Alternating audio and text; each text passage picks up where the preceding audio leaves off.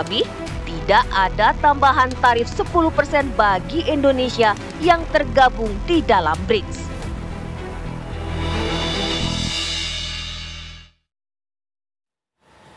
Ya, lantas apa saja yang perlu disiapkan oleh pemerintah untuk memaksimalkan peluang dari kesepakatan ini? Kita akan bahas pemirsa bersama dengan sejumlah narasumber dan juga kita akan membahasnya dengan bahasa yang membumi tentunya agar mudah dipahami oleh Anda pemirsa tentunya. Saya akan perkenalkan untuk Anda malam hari ini narasumber kita. Ini di sebelah kanan saya ini sudah hadir Prof. Telisa Felianti, Guru Besar Ekonomi Universitas Indonesia. Selamat malam Prof. Telisa. Selamat malam. Sehat Prof? Sehat, terima kasih Mbak. Baik, Malam. di sebelah Prof. Telisa ini juga sudah hadir, ada Mas Hoirul Umam, Direktur Pasca Sarjana Hubungan Internasional Universitas Paramadina. Selamat malam. Selamat malam Mbak Vena. Sehat? All good. Oke, di sebelah Mas Umam, wah ini akhirnya sudah bertemu juga ya malam hari ini, tapi sudah beda. Sekarang sudah menjadi juru bicara tenaga ahli PCO, Mas Fitra Faisal. Selamat malam Mas Fitra. Selamat malam Mbak Vena, senang ketemu lagi. Cuma sekarang saya bukan lagi mewakili UI ya. Oke. Mewakili Kantor Komunikasi Kepresidenan. Kantor Komunikasi Presidenan. Oke, untuk membuka kita langsung ke Mas Fitra saja kalau begitu. Mas Fitra, ini banyak masyarakat yang tentunya bertanya-tanya mengenai pemahaman apa sih perbedaannya ketika sebelum nego begitu dari 32%, kemudian ini sudah turun. Perbedaannya sebetulnya apa sih Mas Fitra? Ya, perbedaannya tentu turun ya dari 32 ke 19%. Nah, kenapa bisa turun? Karena kita menawarkan membeli produk Amerika Serikat lebih banyak. Kenapa itu yang kita tawarkan? Karena kalau kita hitung formula dari tarif resiprokal itu adalah defisit dari Amerika Serikat ke negara-negara tertentu dibagi dengan impornya. Nah, defisit Amerika Serikat ke Indonesia berapa? 18 billion US dollar. Dibagi dengan import Amerika Serikat dari Indonesia 28 billion US dollar. Nah ini 18 dibagi 28 0,64%. Tapi ingat Trump waktu tanggal 2 April dia bilang ini, but we are very kind, we give you a discount, jadi 32%. Gitu ya. Itu jadi dasar tarif resiprokal. Meskipun Mbak Vena saya harus akui bahwa PhD saya bidang International Economics, ini memang formula yang belum pernah diajarkan seumur hidup saya. Tapi di sisi yang lain kita melihat ya sudah, berarti ini memang negosiasinya berdasarkan subjektivitas. Itulah yang kemudian menjadi dasar kenapa kita membeli lebih banyak produk Amerika Serikat. Loh kenapa dibeli? Karena kan kalau kita bicara tadi trade deficit, defisit US kepada Indonesia. Kalau itu dikurangi semakin mendekati 0, berarti tarifnya menjadi 0% gitu kan. Itu yang menjadi kenapa kita bisa menuju 19% dari 32%. Nah, apakah kita puas? Sampai titik ini kita puas karena 32 ke 19%. Tapi apakah kita akan mencoba lagi untuk melakukan negosiasi? Sampai saat ini teman-teman dari Kemenko Perekonomian dan tim negosiator sedang mencoba untuk mengidentifikasi produk-produk mana saja yang bisa diarahkan menuju ke 0% gitu ya. Jadi itu adalah bisa dibilang kemenangan pertama kita ya. Karena kenapa ini menjadi suatu kemenangan? Karena juga dibandingkan dengan negara lain. Kalau kita bicara perdagangan internasional, itu kan perbandingan ya. Jadi ketika kita 19%, tapi Malaysia 25%, Vietnam 20%, Thailand 36%, ini kan semua mau masuk ke Amerika Serikat. Sekarang tarif kita paling rendah, terutama untuk produk alas kaki dan juga untuk apparel, kita termasuk yang paling rendah, bahkan paling rendah di regional. Sehingga untuk penetrasi ke pasar Amerika Serikat, ini tentunya kita mendapatkan keunggulan gitu ya. Secara komparatif dibandingkan kita lebih unggul. Untuk produk tekstil nomor 4 terendah. Dalam kondisi seperti itu, maka ada potensi ekspor kita juga bisa lebih penetratif ke Amerika Serikat. Itu salah satu keunggulannya. Namun juga yang menjadi pertanyaan publik ya, untuk yang tarif 0%. Kok bisa Amerika Serikat 0%? Memang kalau dibandingkan secara komparatif di negara-negara lain, Vietnam ya kemarin 20%, terus Amerika Serikat juga masuk 0%. Cuma yang harus kita lihat adalah apakah itu akan membahayakan industri dalam negeri kita? Apakah itu akan membahayakan UMKM kita? Nah, tidak. Kenapa? Dalam teori perdagangan internasional, kita harus melihatnya dalam prinsip keunggulan komparatif. Baik. Nah, dua negara ini antara Amerika Serikat dengan Indonesia memiliki karakter yang berbeda. Satu lebih padat modal, satu lebih padat karya. Sehingga produknya pun berbeda. Oke, itu perbedaannya dari karakter masing-masing negara itu. Saya mau minta respon dari Prof. Telisa kalau begitu. Prof, dengan apa yang disampaikan oleh Mas Fitra mengenai upaya negosiasi ini nampaknya masih terus dilakukan. Dan ada target untuk kemudian tarif ini bisa turun sampai 0%. Seperti apa respon Anda? Iya, jadi pertama-tama kami mengapresiasi ya upaya yang dilakukan. Namanya hasil negosiasi itu kita dukung, tapi mungkin ke depannya perbaikannya ya. Kalau saya masih melihat ruang-ruang perbaikan lakukan dalam bernegosiasi dengan Donald Trump ini. Yang pertama itu adalah melihat secara holistik. Kalau Trump itu kan memang fokusnya di trade ya, di trade balance. Padahal transaksi antar negara itu bisa kita lihat dari berbagai neraca. Kan overall kalau kita lihat neraca pembayaran itu ada trade balance, kemudian ada current account, kemudian juga kita ada capital flows. Dan juga tadi kalau neraca barang kan ada juga jasa ya di dalam current account. Nah, jasa itu sebetulnya Amerika dari dulu sudah sangat surplus, bahkan bisa melebihi dari defisit perdagangannya sebetulnya kalau kita lihat lagi. Jadi sebetulnya jasa-jasa US yang kita gunakan di dalam aplikasi intellectual property, high tech teknologi itu udah banyak sekali sebetulnya. Jadi Indonesia mungkin harus mengungkapkan kepada Trump sebenarnya kita itu berinteraksi bukan cuma trade. Kan kalau yang dia lihat kan hanya trade saja gitu. Nah, jadi kalau kita lebih luas itu mungkin bisa lebih menyadarkan bahwa kita itu tidak menyebabkan defisit neraca dagang. Maksudnya karena dia lihatnya hanya neraca dagang ya, kita mungkin bisa sampaikan bahwa kita juga neraca pembayaran secara keseluruhan itu sebetulnya posisinya harus dilihat. Jadi kita berharap pemerintah punya dashboardnya untuk neraca pembayaran ini secara keseluruhan itu sebetulnya di posisi yang mana. Itu yang pertama.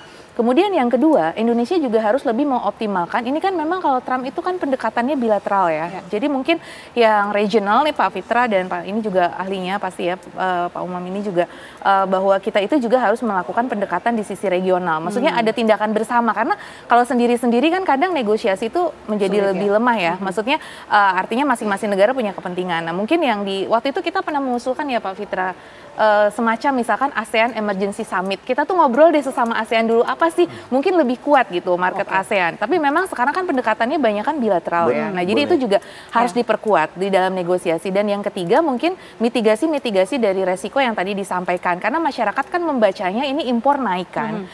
Kita akan lebih banyak dapat serbuan impor. Itu yang dibaca oleh masyarakat dengan tarif Amerika 0%. Dan kita harus mengantisipasi negara mitra dagang kita yang lain akan minta tarif 0%. Nah, yang itu harus kita mitigasi juga karena khawatir ini kok Amerika dikasih 0 kita enggak. Nah, itu kan ada efek ikutannya karena dalam setiap deal itu kan pasti ada trade creation dan trade diversion tadi. Nah, itu mungkin perlu kita antisipasi sehingga nanti langkah-langkah apa yang perlu kita lakukan bersama. Jadi pertama sih mengapresiasi hasil negosiasi, kita udah berusaha sebaik mungkin, namun mungkin di dalam negosiasi nanti perlu diperbaiki dengan data-data dan research yang lebih kuat lagi. Boleh saya timpali sedikit?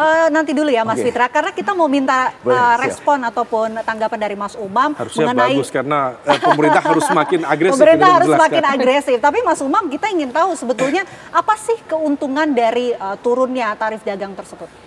Begini, pertama kalau misal tadi disebut sudah puas, mungkin konteksnya agak bernafas lega, tetapi sebaiknya jangan puas dulu. Kenapa? Karena ini basisnya memang betul-betul uncertain. Ini tidak pasti.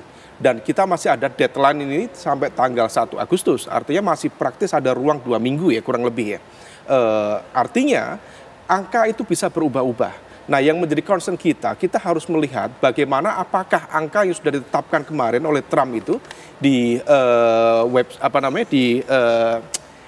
social trust ya, trust sosial dia itu apakah itu final atau tidak? Karena bagaimanapun juga kita harus melihat apakah kemudian negara-negara lain yang memiliki struktur ekspor ke pasar Amerika itu sama atau tidak dengan kita. Memang per hari ini alhamdulillah kita bisa menurunkan 13% dari 32 ke 19. Tetapi juga ada negara lain yang memang penurunannya jauh lebih progresif, misalnya seperti Vietnam. Vietnam itu dari pertama 46%, kemudian menjadi 20%. Artinya dia bisa menurunkan praktis sekitar 26%. Meskipun negara-negara yang lain situasinya cukup dinamis. Ada yang stagnan, misalnya Malaysia bahkan naik 1%, kemudian yang sama itu seperti Thailand dan lain sebagainya. Tetapi begini, kalau misal kemudian ditanya soal keuntungan, memang di beberapa basis komoditas tertentu relatif akan memberikan dampak yang cukup positif. Misalnya terkait dengan konteks komoditas ya, tadi kita diskusikan seperti kedelai, kemudian jagung dan lain sebagainya. Gandum terutama ya, karena kita memang tidak memproduksi gandum dan konsumsi gandum di Indonesia luar biasa besar. Maka hal itu akan menghadirkan sebuah alternatif komoditas yang harganya relatif jauh lebih rasional dibanding yang sekarang ada. Nah, maka nanti barangkali akan muncul tadi tempe harganya lebih murah, tahu harganya lebih murah, termasuk ya barangkali komoditas-komoditas seperti mie dan lain sebagainya. Itu akan jauh lebih reachable. Tetapi memang terkait dengan konteks satu poin yang perlu diantisipasi, yaitu terkait dengan kesepakatan pembelian Boeing. 777. Ya. Karena bagaimanapun juga seri itu rasanya itu relatif harus dicermati secara detail. Karena dari berbagai observasi sejumlah kalangan, memang seri 777 itu relatif fuel consuming. Dia boros. Dan posturnya itu kan besar ya, dengan kapasitas sekitar 400. Baik. Sementara Garuda itu marketnya itu adalah market domestik dan juga regional. Kita tidak punya market internasional yang kita harus compete dengan Singapore Airlines, kemudian Qatar, kemudian Uni Emirat Arab dan lain sebagainya. Kalau yang terkait dengan poin Boeing dan itu dipaksakan, justru itu bisa menjadi bumerang yang cukup serius terhadap Garuda Indonesia itu sendiri. Oke, baik Mas Fitra, silakan direspon. Ya, saya tadi ada beberapa hal. Yang pertama soal Trump ya. Untuk services memang positif, tapi begini, kita harus mengerti bahwa Trump itu ingin mengentertain konstituensinya di manufacturing, di industrial belt, Michigan, Wisconsin, Tennessee, sehingga services bukan merupakan isu buat Trump. Yang menjadi isu adalah bagaimana meningkatkan kesejahteraan masyarakat konstituennya di sektor manufacturing. Jadi makanya kita tidak bisa kemudian nego di services, itu yang pertama. Terus, baik, Mas Fitra ditahan dulu ya, nanti kita masih akan lanjutkan usai jeda. Apa kabar Indonesia malam akan kembali untuk Anda sesaat lagi. Bicara dengan Presiden Donald Trump, ya alhamdulillah juga penuh dengan alot, akhirnya ada kesepakatan. Kita juga akan istilahnya kita memahami kepentingan mereka memahami kepentingan kita, dan kita sepakati sekarang kalau nggak salah ya tarifnya dari 32 diturunkan jadi 19. Ya, saya tetap nego. Saya katakan beliau ini seorang negosiator yang cukup keras juga itu. Semua sudah kita hitung, semua kita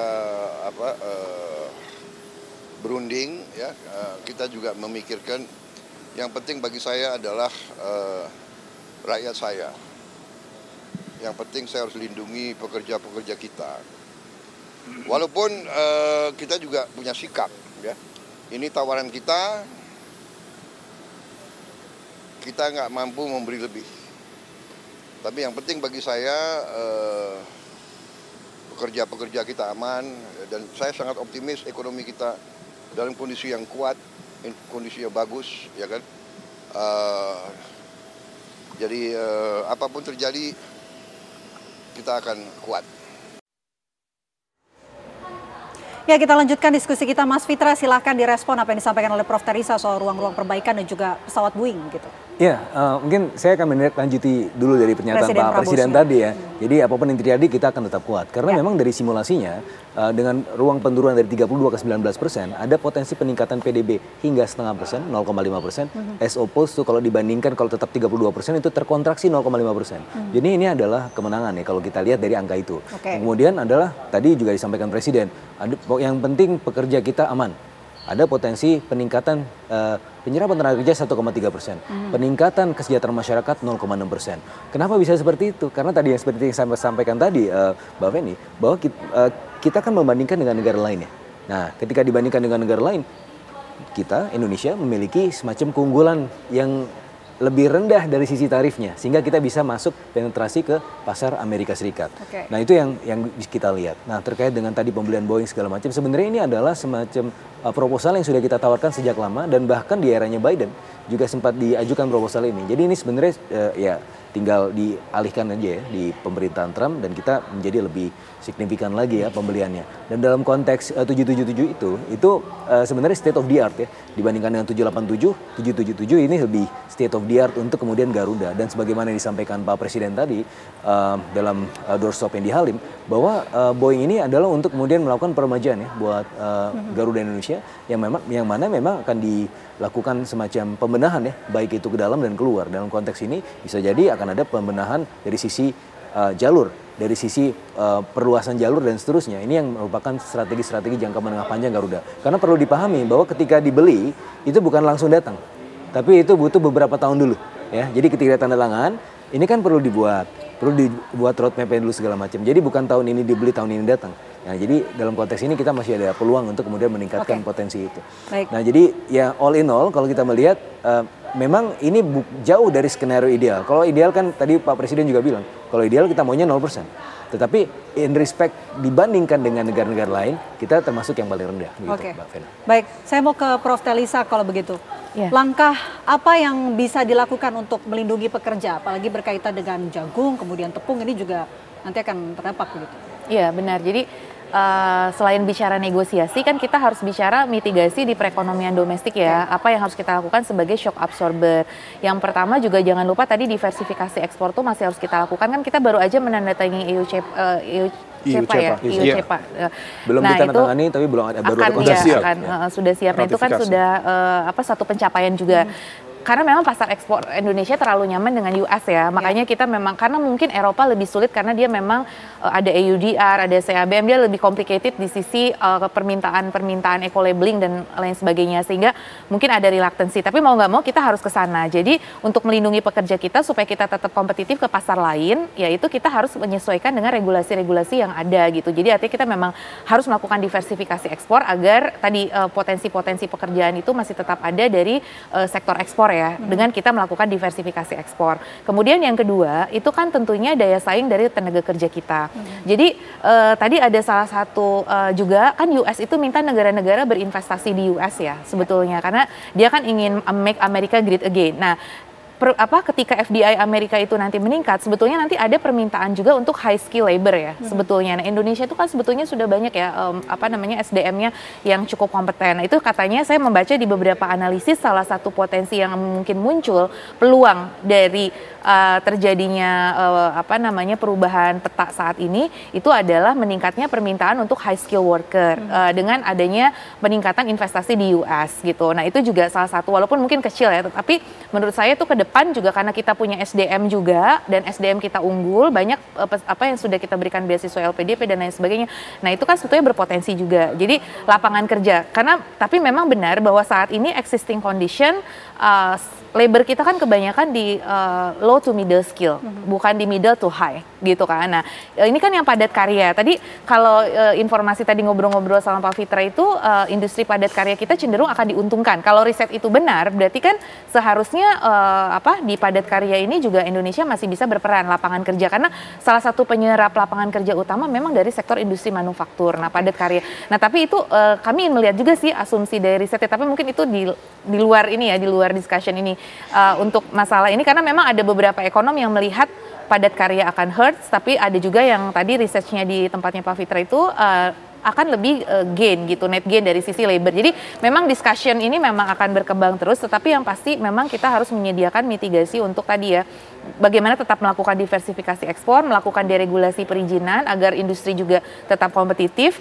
dan kemudian dari sisi SDM-nya, SDM industri kita memang harus kita persiapkan. Dan juga tadi kalau kita bicara di pertanian atau agriculture, sebetulnya terlepas dari ini Indonesia itu baru aja kan katanya surplus pangan yang cukup besar, bahkan kita akan mengekspor, itu suatu pencapaian. Jadi harapan swasembada itu mengalami peningkatan. Nah, ketika ada impor pangan yang akan meningkat, nah itu mungkin jadi challenging. Jadi bagaimana mengkonstruksi narasi yang baru, di satu sisi kita pengen kemandirian pangan, tapi di satu sisi kita impor pangan. Nah, itu sebagai, karena memang konsekuensi dari deal memang tidak mudah. Ini gamesnya memang menjadi lebih complicated. Mudah-mudahan ada masukan lah nanti dari masukan lain mungkin dari Mas Umam. Begini, kalau misal terkait dengan konteks agriculture, memang di segmen tertentu, kalau misal bicara padi, Amerika nggak banyak memproduksi padi dan kita masih bisa mencoba untuk menjaga competitiveness itu. Tetapi kalau misal terkait dengan jagung, kemudian gandum, kemudian kedelai, diakui atau tidak, memang kita relatif produksinya rendah. Kalau misal memang itu potentially hurt, misalnya terhadap proteksi petani, maka mau tidak mau Kementerian Pertanian juga harus speak up itu. Tetapi kalau misal kami di Paramadina Public Policy Institute pernah melakukan kajian, misalnya di segmen jagung ya, memang kalau misal petani kita untuk produksi jagung relatif cukup memadai, tetapi hanya untuk pangan secara umum, artinya tidak bisa mengcover kemudian untuk kebutuhan pakan ternak dan lain sebagainya. Produksinya jauh, gapnya jauh. Nah, kenapa? Salah satunya memang lahan kita relatif masih terbatas. Yang kedua iklim.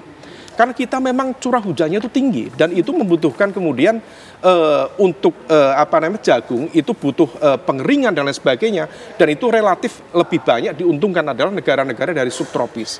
Nah, maka di segmen-segmen tertentu itu barangkali relatif kita akan tertolong quote by quote, tetapi tetap harus dipastikan tadi. Nah, tetapi yang terkait dengan konteks pesawat, ini lagi-lagi mungkin bisa dicek. Kalau misal tadi Mas Fitra menyampaikan state of the art, barangkali relatif cukup debatable. State of the art dalam konteks apa? Karena dari sisi produk 777 seri itu cukup banyak yang dievaluasi ke seri 787. Nah, sementara begini, yang kemudian dibutuhkan oleh Garuda itu adalah segmen dari domestik kita, antar pulau, dan juga regional. Kita tidak banyak di pasar-pasar itu. Nah, kalau misal kemudian satu pesawat 777, satu pesawat katakanlah harganya sekitar 5 sampai 6 triliun. Kita kemudian harus beli 50 unit, maka praktis sekitar 250 sampai kemudian 300 triliun. Problemnya kalau misal kemudian itu 777 dibawa ke Indonesia dengan kapasitas sekitar itu kan wide body ya, 400 seat itu. Nah, kalau misal kemudian dioperasikan antar pulau di internal di Indonesia, maka itu sangat kurang begitu kompetitif. Nah, maka yang dibutuhkan Garuda sebenarnya itu bukan 777, tapi at least setidaknya 737 yang banyak sekarang digunakan, itu akan jauh lebih efisien, lebih efektif. Ini belum bicara tentang spek lainnya yang kabarnya Mas Fitra itu kalau seri 777 itu relatif itu 787 ya? Bukan, kalau yang seri 77 itu kedap suaranya itu relatif kurang nyaman. Maka banyak dievaluasi di seri 787. Baik, kalau begitu bisa langsung direspon oleh Mas Fitra, sekaligus juga ini kan Indonesia tengah bersaing ya dengan Vietnam dan juga Kamboja berkaitan dengan tenaga kerja murah. Responnya seperti apa Mas Fitra? Kita jawab usai jeda. Apa kabar Indonesia Malam akan kembali untuk Anda sesaat lagi.